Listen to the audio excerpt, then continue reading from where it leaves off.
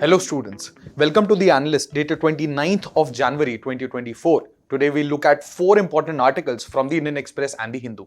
The first article will be regarding Open Network for a Digital Commerce, that is ONDC. Then we look at the Belt and Road Initiative. Then we'll understand P75I initiative, and lastly we'll look at ECOWAS. Let's look at the first article. This is Open Network for Digital Commerce. We call this as ONDC. Now ONDC, it collaborated with small farmers agribusiness consortium to onboard the FPOs. Now you have to tell me what is an FPO and why it is required for doubling farmer income. Now we must understand that we are looking at the backdrop of doubling farmer income, and therefore you need some FPOs to come on board to the e-commerce market of India. Now to keep it very simple, you have a single farmer who is negotiating, let's say, with Amazon.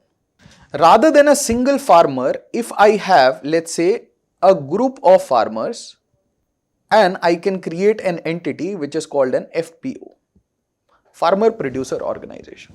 Now these farmer producer organization, the moment they become big in numbers, will they have more produce? Yes. If they have more produce to sell on e-commerce, will they have more leverage? Leverage in terms of buying and selling, at what price they are negotiating, right? So FPOs, they can come and they can sell on e-commerce. Now usually what happens is, let's say that you as a customer, you want to buy any commodity, so you are going either to a retail shop or you are going to, let's say, a chain of retail store, so you can go to, let's say, Big Bazaar or let's say Reliance Retail. Alternatively, you can go to these large players, e-commerce players like Flipkart, which is backed by Walmart. Yes. Then you have Amazon. Now in all of this, what we see that whenever you go to Amazon, you will have some sponsored results. Let's say I want to buy a shirt. So let's say I search for some shirts, and in that list of search, what you will see is that there are so many sponsored products. Then there are so many products which have too many reviews, very high rating.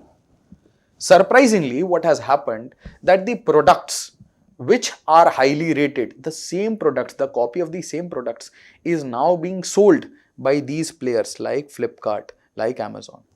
They would create a subsidiary company who will manufacture the same product, and then they will list this same product. Now at this juncture, first I am bypassing the retail store which was nearby my home. Okay. I am also not going out to the retail stores, the chain of retail stores. I am also not going to large agglomerated players. What I am doing, I am ordering on the basis of what I see, on the basis of reviews, or when I search the shirt, so the top 3 to 5 results I will buy from them. So in this entire market, there are so many sellers, there are so many companies, small startups, you have large startups, you have conglomerates, but whom am I buying? The top listed products. Now can I say that the top listed products, they can be sponsored products? I can place an ad, pay some money to Amazon, and my product listing will go ahead. Similarly, if there is some product which is manufactured by Amazon itself, then will it not be a conflict of interest when Amazon is putting or pushing that product at the top of the list? Yes. So original products, Amazon original, Amazon basics, like that. So I am depriving everyone of a free market. Whom am I depriving? I am denying the retailers, I am denying the consumers to see the entire market, to access the retail stores, to access Big Bazaar, to access Reliance Retail. So all of these players, they are not playing fairly. So some data that we must understand at this background is that we have 12 million sellers who are retailers. Now, out of them, only 15,000 of these sellers, they have enabled e-commerce. That means if I am only buying on e-commerce and I'm shifting away from retail, then naturally the incomes of these 12 million sellers, it will be hit. So this is the need for creating something called as open network for digital commerce. Also, you must appreciate that e-commerce is it's a digital platform. So you need some digital know-how. Now, naturally speaking, if you look at the disparity that is present in this large country, what happens is that this puts the rural India or Bharat at a disadvantage. This also puts the small sellers at a disadvantage. So the e-commerce is there, but it is not open for all. And there are monopolistic tendencies. That means every other large player would like to eat up the market share of these smaller players. So there are monopolistic tendencies which is visible in large sales like big billion sales, where even though the margins on every product is small, but because of the total volume, because of the total number, that is the number of products that are being sold, the small margin recompensated for the profits made. Now, what ONDC is trying to bridge all these divides, all these gaps. Whether it is about the issue of being small in size, the retailers being small in size, or for the customer who are seeing only 5 to 6 results. Now, let's take an example. Let's say I am going on Amazon, and on Amazon, I have to use a payment gateway. What payment gateway I will use? I will use Amazon Pay. Similarly, when you are using Flipkart, you are to use the payment gateway that is offered by Flipkart, right? Now, what about delivery? Can I ask Flipkart to not deliver through its own network and maybe use some other brand, like let's say Delivery, some other brand? So that is not possible. So ONDC was created. Now, ONDC was incorporated as a Section 8 company, that means not for profit, and the promoters are Quality Council of India, and this can be your prelim pointer, and Protean eGov. Now, please understand that these are the investors.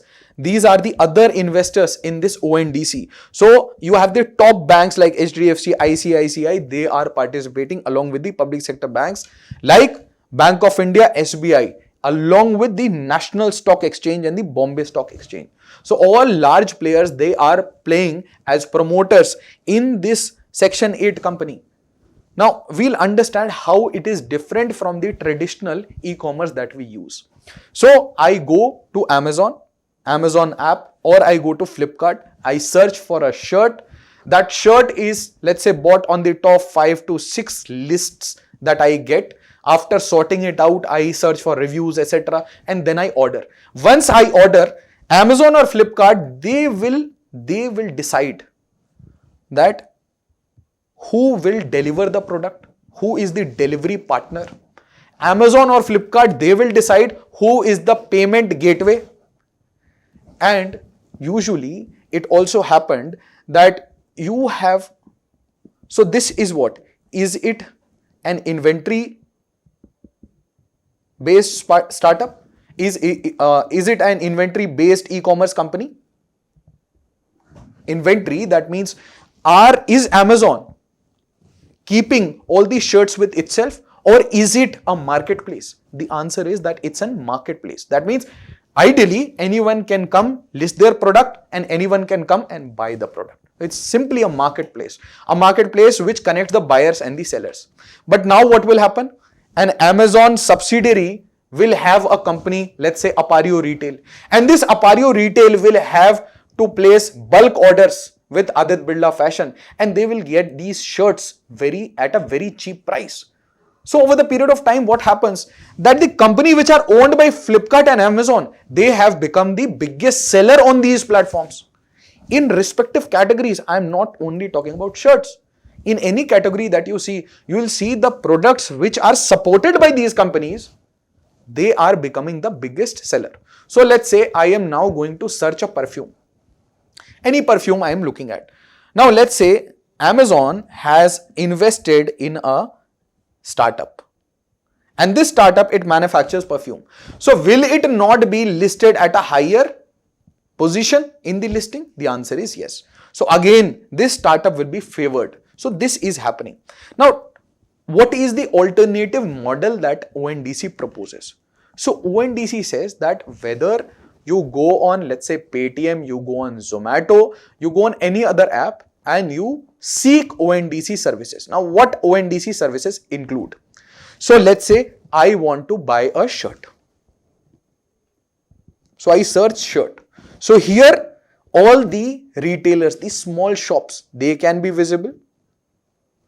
Here I will also have Amazon. Here I will also have the option of Reliance Retail. So as a customer, I have more options or not? Yes. Now I want to get this product delivered. Now let's say I have all the delivery partners here. So let's say I have DTDC, I have delivery.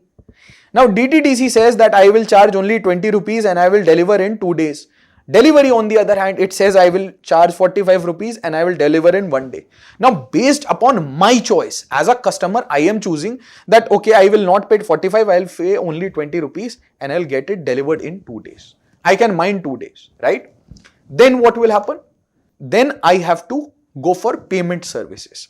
So now I will again have the option of either opting for PhonePe, BharatPe, or let's say Paytm, or my Bheem app, or Google Pay. So I will have all the options. I will not only choose through the payment gateways that the companies are providing. I will choose the shirt amongst all of them. I will choose my delivery partners. I will choose my finance partners. That is the customized order that I can place.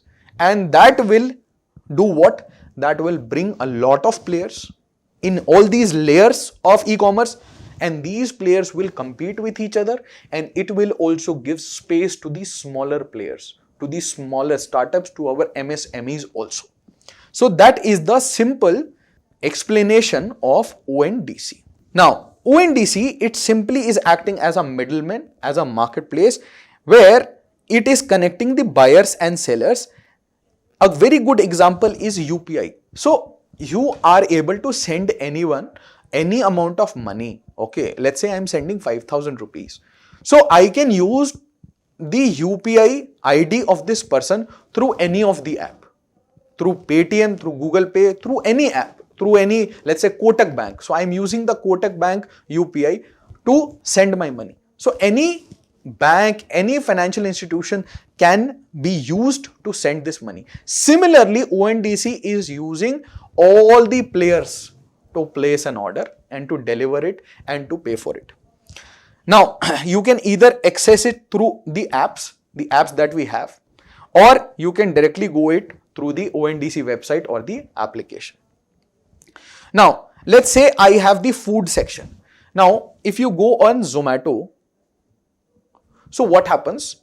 Let's say I want to have Pani Puri. Now, I will have on Zomato Haldiram's. I will also have a smaller player. But what will happen? If Haldiram has paid some amount of money, Haldiram will be listed at the top. Now, let's say I am going to ONDC and I am searching Sirf Pani Puri. So, I will have Haldiram's, I will have Bittu Tikki Wala, and I will have the small Agarwal sweets also. And based upon my choice or my price point, I can determine that the price of the product will be, let's say 100 rupees. Here what was happening, that instead of the mark price of 100, 140 was seen. On some other day, because of discount coupon, it is 90. So lots of fluctuation. Here what I am getting a free market. The same principle will be applicable to groceries, to home decor, to electronics. So gradually e-commerce will be deepened in the market, it will be diversified in the market, and it will also penetrate into geographical areas which were untapped. Then ONDC, it empowers you to select from a wide spectrum of vendors ranging from small neighborhood stores to large supermarket chains. Now, just compare this, that if you want, let's say, a Mortine coil at night, you can get that Mortine coil from Blinkit, you can order it on Amazon, or you can get it from the local Kirana shop. If on ONDC you are seeing that the price point offered by the local Kirana shop is fine, then why would you not order it from the local Kirana shop? So let's say the local Kirana shop was making 100 rupees of business. When e-commerce came, what happened? This 100 rupees, it has declined or it has stagnated. On the other hand, what has happened to the sales of e-commerce? It has grown exponentially. Now what will happen? It will create a level playing field. Now, how does it benefit? So the seller, they get an equal opportunity. The buyers, they have more options, more choices. So it creates a seamless shopping experience and you have host of categories to find out. Then tech companies, they will naturally find. So on top of the Aadhaar stacks, on top of the UPI ID, a lot of companies were made. Similarly, on this tech, a lot of companies will also thrive. Then the fintech companies, they will also get a level playing field, and it enhances competition, it empowers consumers, and it promotes ease of use while fostering innovation. Let's look at Belt and Road. Now, Nepal, China to soon sign implementation plan of the BRI projects. Now, the BRI, the Belt and Road Initiative, it is very important for our GS2, for our international relations. And the BRI projects, either from north or from the southern peninsula, it comes on to trouble us, and India has very keen eye on this project. Now let's understand what is BRI. So it was announced by the President Xi Jinping of China in 2013 itself, and it has two components. One is the Silk Road Economic Belt.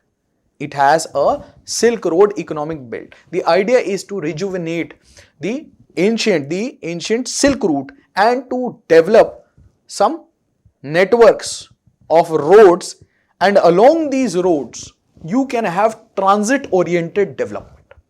Now what do you mean by transit oriented development? So let's take a simple example. Let's say I am going from Noida to Greater Noida. Now you will see a lot of apartments which are built parallelly to the road. Similarly, in India, you have the example of the Delhi-Mumbai Industrial Corridor. Now, the orientation of the Delhi-Mumbai Industrial Corridor will also have train links, it will also have road links, for example, the Delhi-Mumbai Expressway. So, along these corridors, there will be belts of industrial development, what we call as industrial clusters. So, the idea is that as China has grown, there is a lot of vacuum which is created because of the contraction of Russia. And so, in the larger Eurasia, China wants to expand. And one part of this expansion is the creation of a Silk Road along with a belt of infrastructure, belt of industries. Now, any country would require industry, and any country would appreciate any investment coming to manufacturing and industries. Why? Because it fosters more job creation and it also has a multiplier. So it creates a virtuous cycle. Now, simultaneously, it has a maritime Silk Road. Now, what do you mean by maritime Silk Road? So, in oceans, you want more and more ports all around the Indian Ocean. Why? Because China faces the issue of the Malacca conundrum. So this Malacca Strait, it is a headache for China. Why? Because it can be choked and it is nearby the Andaman and Nicobar Islands of India. Now, if you are a very big exporter of goods and you are earning, let's say, $2 to $3 trillion, you have the reserves of $2 to $3 trillion sitting in your central bank. So your economy is dependent on the demand which is generated from all around the world. You are the factory of the world. So you are dependent on trade, and maritime trade is affected by these choke points, these narrow straits that we have. So to bypass this, China wants to create a string of pearls all around the maritime regions from where it trades. So that is your maritime Silk Route, and combined entity is called the One Belt One Road Initiative, or OBOR, and this is referred as Belt and Road Initiative or One Belt One Road. Now, what is the idea? What is the ambition that China is vying for? So China is looking at the demand from the world. So it has become the manufacturing capital. And how did it become the manufacturing capital? So it got a lot of FDIs, particularly from the West. And these FDIs were in the form of 4951 JVs, joint ventures, where 51% would be a Chinese company and 49% will be a foreign company. Now, based upon this, the companies came with a lot of technology. There was no technology transfer as such, but there was a lot of know-how. There are passing of skills. Parallelly, China also offered a very cheap labor rate.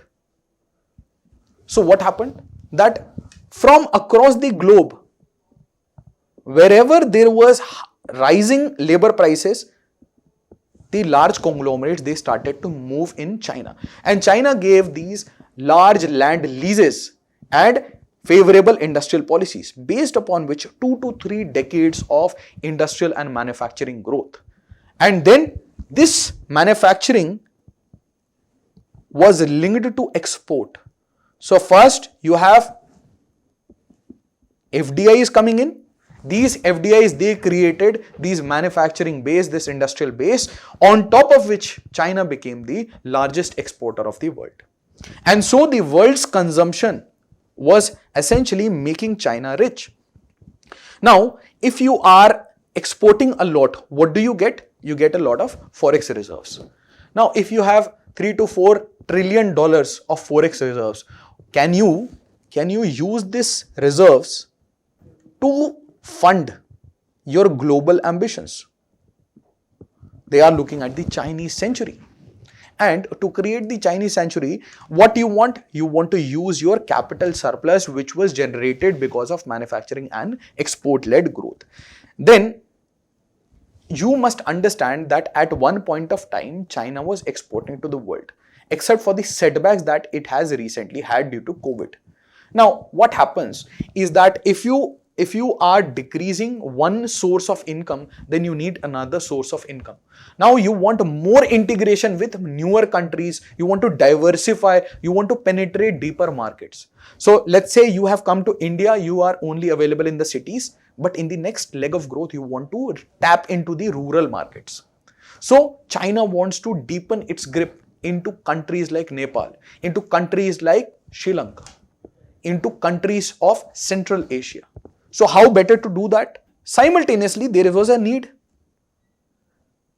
So while China was growing, the other countries, the smaller littoral countries, they were not growing much. So they are a capital starved. Simultaneously, there is a infra lag. So India also requires a lot of infrastructure. So does Myanmar, so does Nepal, so does Pakistan. So can I say entire South Asia, it requires lots of infra funding? Okay. Now, simultaneously, you also want, let's say, power, you want a road, and you want manufacturing capacities, you want ports. So China is giving all of this. And let's say, if you are World Bank and you are giving a loan of $1 billion, you are earning an interest rate of 1%. What if I tell you that China is making 4 to 6% on these loans? So their capital surplus is also generating them new sources of revenue. Simultaneously, if I pump in billions of dollars into an economy, I will naturally buy out the politicians also, especially the corrupt politicians, naturally, and I will have interest with the large conglomerates, the private sector of that country, right or not? Because I am going for infrastructure building, so maybe I will contract some of these to the local infra players, right? So you create a large support base for this investment coming in. Now, if China is moving away, if China is looking away from its own territories towards other countries, so will its global influence increase? Yes. And let's say you have a tepid, let's say you were growing at 14-15% and then your growth rate is declining. So can you say simultaneously you need another growth source which can grow even faster? So can I say that rather than now tapping the domestic demands, I want to tap into the demands of, let's say, Southeast Asia, of South Asia, of US, yes, of Western Europe. Now, simultaneously, you want a lot of trade going in your favor.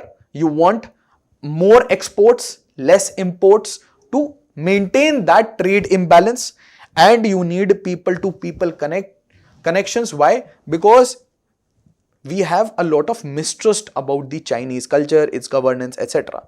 So this was, along with the hard power posturing, along with the soft power posturing, it was also about a lot of finance. Now, what is the view that China has on its Belt and Road Initiative? So it says that it is the project of the century, and President Xi has this vision that China has to dominate the world, and cumulatively the global ambition of $1 trillion of investment. And they cite the World Bank report where it says that this project has increased trade among the participants by 4.1%, attracted 5% more foreign investment in these regions where China has invested. Then it boosted GDP of low income countries by 3.4%. But there is a lot of naysaying also. There are lots of issues.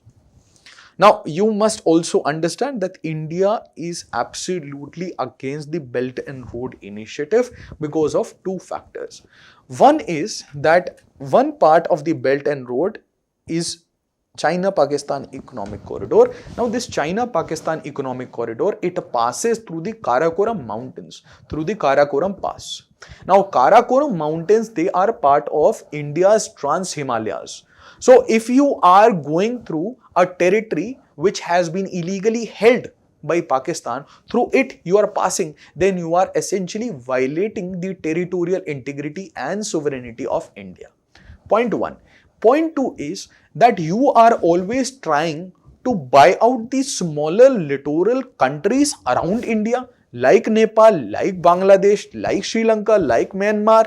You want to buy out Pakistan, and all these countries, there you are trying to build a port which you are calling a commercial interest, but everyone knows that you are using it to create a string of pearls around India and to keep an eye on what India is doing around its maritime borders, including the kind of defense infrastructure we have, what our naval operations are, and what kind of trade practices we are going through.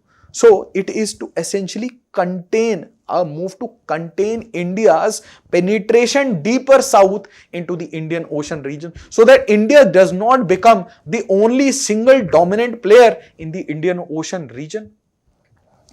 Now, the issues that BRI is facing.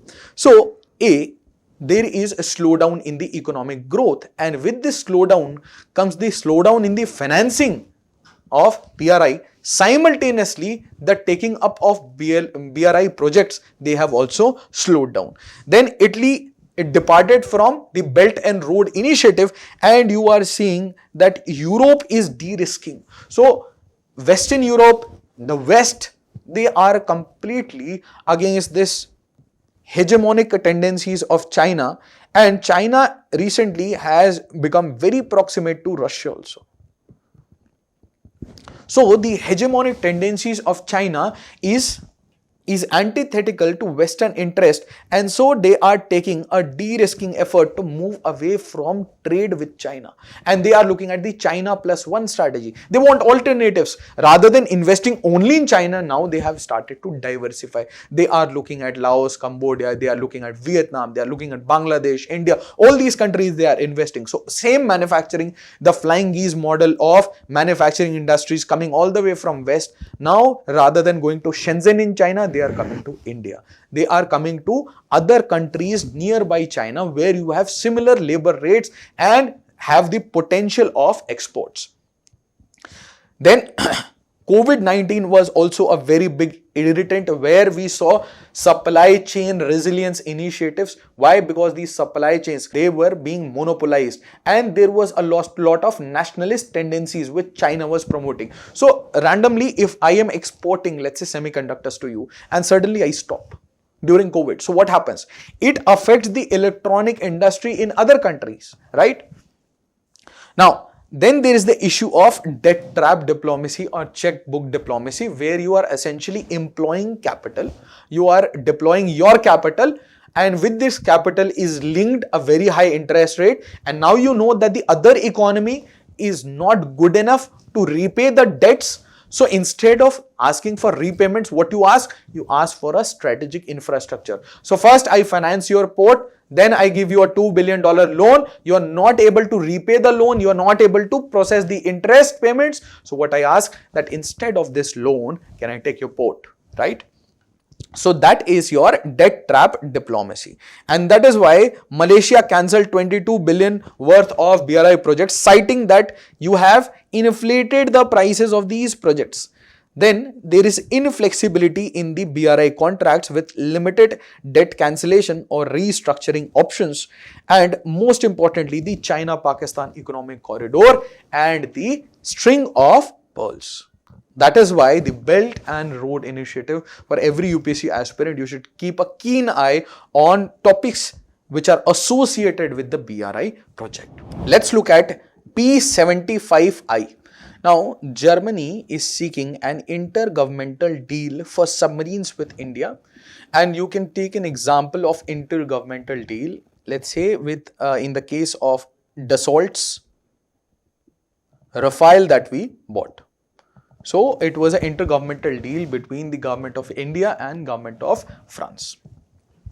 Now, you should know about P75I. This becomes very important for prelims.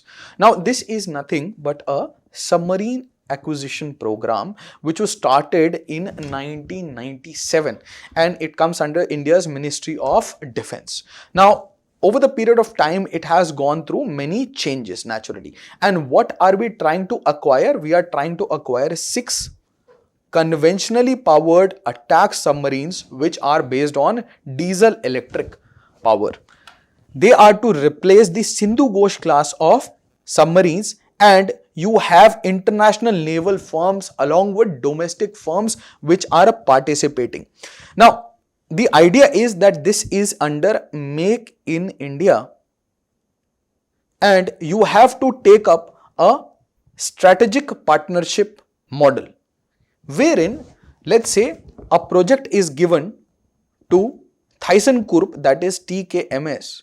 So TKMS will have to deploy a domestic partner where all of this will be manufactured, and there will be a substantial transfer of technology, because you simply don't want to buy out of shelf. So submarines which are manufactured in Germany, where you do not have any know-how, you are not having any repair, overhaul, maintenance operations, you don't know how to operate, you don't know how to repair, you don't have the technology. So that kind of off-the-shelf buying is not happening. This is mostly a strategic partnership where you will have a domestic player and you will have a foreign player. Now, in the current partnership, today we have only 2 participants left. One is Spain and the other is Germany. And in terms of our domestic players, you have 2 companies, that is Mazgaon Dock Shipbuilders Limited, and you have the Larsen and Toubro of India. And this will also employ, most importantly, parts of technology transfer, and the cost is upwards of 45,000 crores. So P75I is related to diesel electric submarine procurement and 6 in number under the strategic partnership route. Let's look at ECOWAS. Now, ECOWAS has to do with West Africa. And in West Africa, in the last 2 to 3 years, there has been a lot of coups. For example, in Burkina Faso in 2022 and in Mali in 2020. And this was also asked in UPSC prelims this year. Now, this pertains to your GS2 international relations, and here Burkina Faso, Mali, Niger, they have quit the Western African bloc. So what is ECOWAS? We must understand. So it's a economic community of West African states which was established in 1975 under the Lagos Treaty and headquartered at Abuja in Nigeria. Now, what are the countries that we are looking at? We are looking at Mali, Niger, Nigeria, Benin, Togo, Ghana, Burkina Faso, you have Senegal, Cape Verde, you have Gambia, Guinea, you have Sierra Leone, Liberia, Cote d'Ivoire. So all these West African countries, and you must also understand that along with you have terrorism, you have also sectarian violence, then you have clashes on borders, and this is also a region of rainforest. It is also a region of natural resources. It is also a region where you are getting oil. And so you have interest of a lot of Western countries and a lot of more than $200 billion worth of companies like Shell Oil, etc. They have large interest in West Africa. Now, the idea of ECOWAS or Economic Community of West African States, it was to facilitate the free movement of people, goods and services. It was about the economic integration of these regions. Then to enhance regional cooperation and to foster a borderless region which is governed by democratic principles, the rule of law and the good governance, and simultaneously addressing the security and political challenges which is common in this region. And why this is in news? Because Burkina Faso, Mali, Niger, they have quit this bloc. That means one of the reason is the coups that were going on, and simultaneously it is because of the intervention, the security intervention which can also happen if they continue in the ECOWAS. And this difference of opinion between the countries and ECOWAS was going for a long period. So you can expect a prelim based question on ECOWAS. Thank you so much. I hope it helped.